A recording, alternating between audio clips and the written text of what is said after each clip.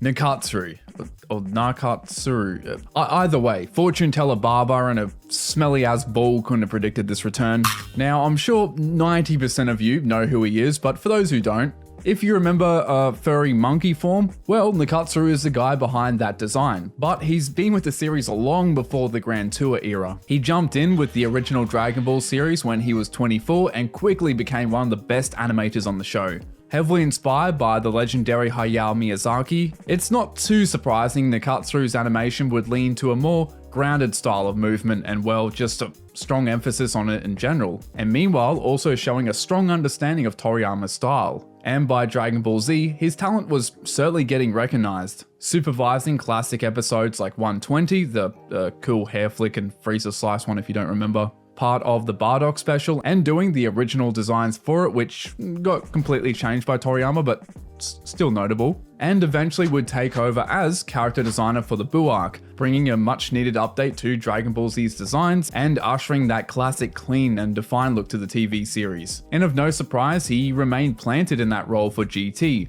Can't say Big Neck Goku is my favorite era of his, but that's beside the point. After GT though, Nakatsuru still got his fair share of bull work though, with covers for video games and covers for overpriced DVD sets, and a lot of other random stuff, like a collab with Toriyama himself. And when Dragon Ball did make its animated return, he did some key animation here and there, but episode 1 on Super would remain his last contribution and some card advert thing at the same time. That is until randomly coming back to do character designs all these years later, which I certainly won't complain about. I really feel these designs tick so many boxes, not just for myself, but I think the fandom at large. Like with Yamamuro during Super, the common complaint was the designs look stiff, too shiny, plastic colors, although that was to do with the color designer, not Yamamuro. Probably should have made that distinction in my older videos. And then with Shintani, I saw my fair share of complaints that the muscles don't look as bulky or defined as they did, and the drawings are a bit too rounded, the shading is simple, it looks cartoonish. Now, I can't say I agree with all those points. Regardless, I think these designs will be the best of both worlds for many. Now, features like the jaw and nose are sharp and curved, no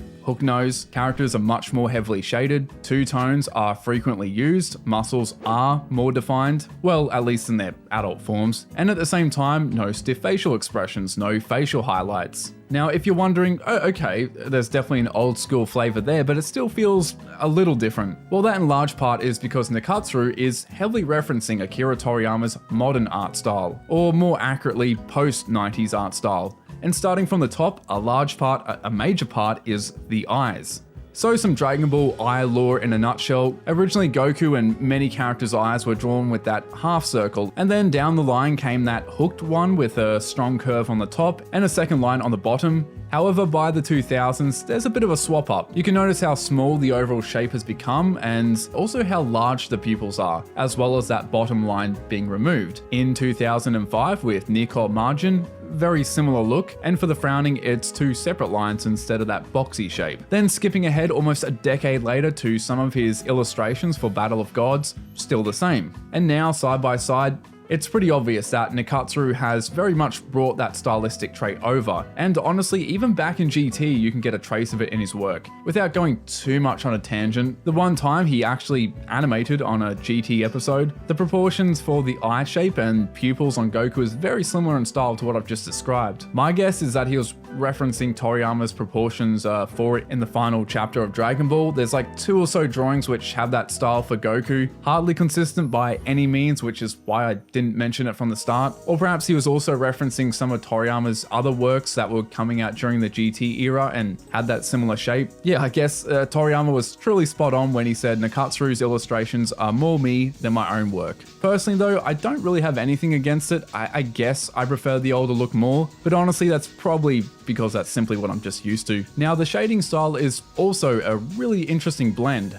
Hair highlights are back, and we've sort of returned to that sharp, curved cheek shading instead of the classic indented look, much like Yamamuro's designs in Super. However, keep in mind it was actually Nakatsuru who first introduced this style to Dragon Ball's designs, and once again with good old GT, so it isn't new, and initially Yamamuro actually just stuck to how he did things in Z, but gradually transitioned and brought it over into his designs going forward, as well as many other little shiny things unfortunately. But with guys like Yuya Takahashi Takahashi and Chikashi Kubota back, and as chief animation directors, going off past experience, they'll probably do their own thing when possible. I mean, already in just the trailer, if you zoom into all the reanimated Z scenes by Kubota, you can kind of see that he's already done that. Now the hair highlights, I know some might feel mixed. Are we going back to the Lego hair era? And honestly, just a flat black like Shintani's sheets had would be a little nicer, but once again, it is a Toriyama trait being brought over, and not even a modern one really. He's been adding them to his illustrations from the dawn of time, and even in the original Dragon Ball anime, you could see animators add them here and there. It wasn't crazy common. Then Z, you can see it a bit more, and by GT, Nakatsuru also adds it to Super Saiyan 4's hairstyle. Promo art, it's all over, everyone, every form, base,